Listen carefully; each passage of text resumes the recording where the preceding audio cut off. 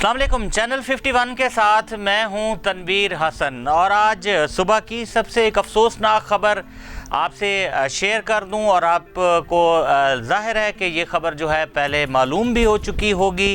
रुकन कौमी assembly doctor Aamir Liaquat Hussain Karachi के निजी हस्पताल में अपने खाले के हकीकी से जा मिले हैं। ज़राए के मुताबिक डॉक्टर आमिर लियाकत के मुलाजिम ने बताया कि रुकन कौमी असम्बली की तबीयत सुबह ख़राब हुई, जिसके बाद वो बेहोश हो गए। उन्हें निजी हस्पताल मुंतकिल किया गया, जहां डॉक्टर्स ने उनकी वफ़ात की तस्दीक कर दी। पुलिस का कहना है कि आमिर लियाकत की लाश का पोस्टमार्टम किया जाएगा, जिसके बाद मैयत अहले खाना के हवाले की जाएगी। आमिर लियाकत हुसैन के इंतकाल के सबब कौमी असम्बली का इजलास मुलतवी कर दिया गया है। साबिक सदर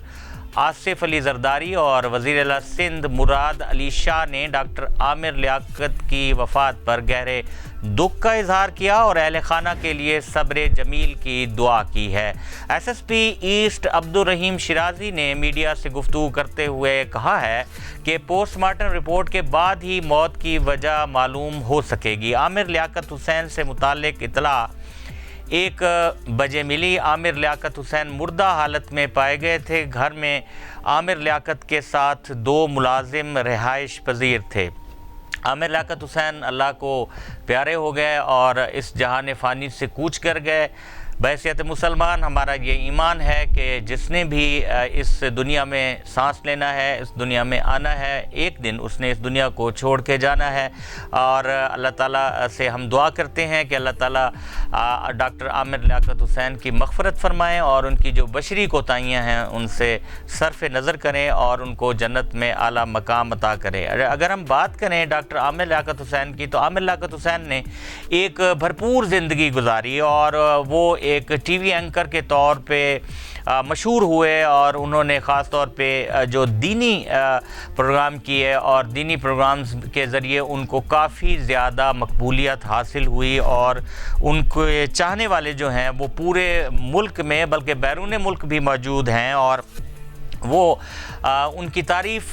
करते हैं, अब भी करते हैं, पहले भी करते थे, क्योंकि जिस तरीके से वो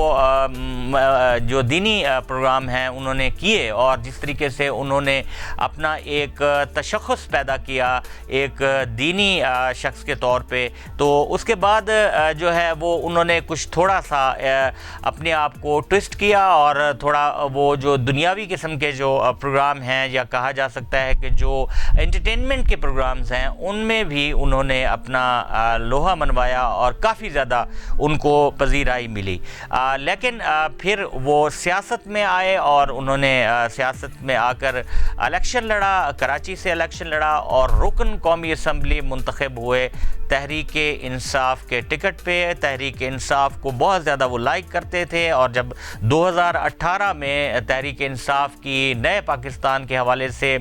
इंतखाबी मुहिम चल रही थी तो उस वक्त वो पेश थे और उनकी कई वीडियोस भी इस वक्त मौजूद हैं जो देखी जा सकती हैं, जिसमें वो इमरान खान और तहरीक इंसाफ की हिमायत करते हुए हमें नज़र आते हैं। लेकिन कुछ दिन बाद यानी जब वो रुकन कौमी असम्बली मुंतखब हो गए तो उनके इमरान खान से या इमरान खान के जो इर्द गिर्द लोग थे या तहरीक इंसाफ के जो सीनियर लोग थे उनसे कुछ इख्तलाफात पैदा हुए और फिर उन्होंने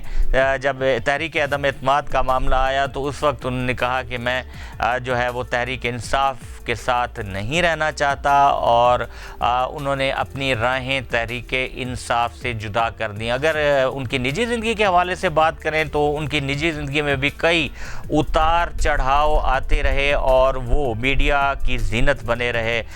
इसमें हालिया उनके जो तीसरी बीवी थी दानिया मलिक, उसने की तरफ से खुला का दावा किया गया और खुला के दावे के बाद आमिर लियाकत हुसैन और दानिया मलिक जो है उनका बहुत ज़्यादा सोशल मीडिया पे चर्चा रहा और ये बातें जो हैं सोशल मीडिया पे भी होती रहीं और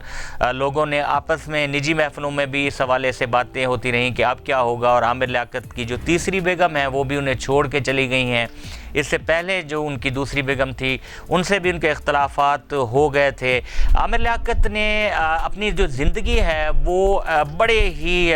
کہنا چاہیے کہ ایک تیزی میں گزاری اور بڑی تیزی سے سارا سفر انہوں نے طے کیا، اور وہ سیاست میں بھی جو آئے اور اپنی شعلہ بیانی کی وجہ سے سیاست میں بھی چھائے رہے۔ اسی طریقے سے انہوں نے جو شوبز کی دنیا ہے اس میں بھی اپنا لوہا منوایا۔ لیکن اب جب ان کا انتقال ہو چکا ہے اور جیسا کہ میں نے آپ کو بتایا کہ پولیس نے ان کی جو ڈیڈ باڈی ہے اس کا پوسٹ مارٹم کرانے کا فیصلہ کیا ہے، تو یہ بڑی اہم بات ہے کیونکہ اس کو طبعی طور پر موت ابھی تسلیم نہیں کیا جا رہا، کیونکہ جن حالات میں ڈاکٹر عامر لیاقت حسین کی موت واقع ہوئی ہے اس میں بہت سارے سوالات ہیں۔ یعنی ملازم یہ کہہ رہے ہیں کہ وہ اپنے کمرے میں موجود تھے اور کافی دیر تک وہ دروازہ کھٹکھٹاتے رہے لیکن نہیں کھلا، پھر اس کے بعد ملازم جو ہے وہ دروازہ کسی طریقے سے کھول کے اندر داخل ہوئے اور انہوں نے دیکھا کہ ڈاکٹر عامر لیاقت جو ہے وہ بے ہوش تھے، اور ملازمین کے مطابق فوری طور پہ ان کو ہسپتال ریسکیو کے ذریعے منتقل کیا گیا اور وہاں پر ان کے مختلف ٹیسٹ کیے گئے، لیکن ڈاکٹروں نے ان کی موت کی تصدیق کر دی۔ اب بات یہ ہے کہ یہ حالات جو ہیں، جن حالات میں ان کی وفات ہوئی ہے، اس میں تو بہت کچھ ابھی دیکھا جانا باقی ہے، اور پولیس جو ہے ظاہر ہے کہ اس نے اگر اس کو ایک عام یعنی طبعی موت سمجھا ہوتا تو پھر پوسٹ مارٹم کرانے کی ضرورت ہی پیش نہیں آنی تھی۔ کچھ ایسے محرکات ہیں، کچھ ایسی چیزیں ہیں کہ جو سامنے آئیں گی، جو آئندہ تحقیقات ہوں گی اس میں سامنے آ جائے گا، خاص طور پہ پوسٹ مارٹم رپورٹ جو ہے اس میں سارا کچا چٹا کھل کر سامنے آ جائے گا کہ عامر لیاقت حسین کی موت جو ہے وہ طبعی تھی یا ان کی جان کسی نے لی ہے۔ یہ ساری باتیں ہیں اور یہ ساری چیزیں ہیں، یہ سارے حقائق ہیں جو آنے والے دنوں میں سامنے آ جائیں گے۔ لیکن سوال یہ ہے کہ عامر لیاقت حسین جو ہیں ان کی بیماری کے حوالے سے کوئی خبریں جو ہیں وہ گردش نہیں کر رہی تھی سوشل میڈیا پہ بھی، اور ہمارا جو ریگولر میڈیا ہے یا نیشنل میڈیا ہے وہاں بھی کوئی اس طرح کی خبر نہیں آئی۔ اچانک ان کی طبیعت خراب ہونا اور اچانک ہی ان کی وفات ہو جانا، یہ کئی سوالات کو یہ چیز جو ہے وہ جنم دے رہی ہے۔ عامر لیاقت حسین جو ہے ظاہر ہے کہ سیاست میں بھی ان تھے، اس کے علاوہ یہ ہے کہ ان کے شوبز کے حوالے سے بھی اگر دیکھا جائے تو کچھ بہت ساری پیشہ ورانہ رقابتیں بھی ہوتی ہیں جو پیدا ہو جاتی ہیں جب انسان اتنے ٹاپ پہ چلا جاتا ہے یا اتنا فیم، اتنی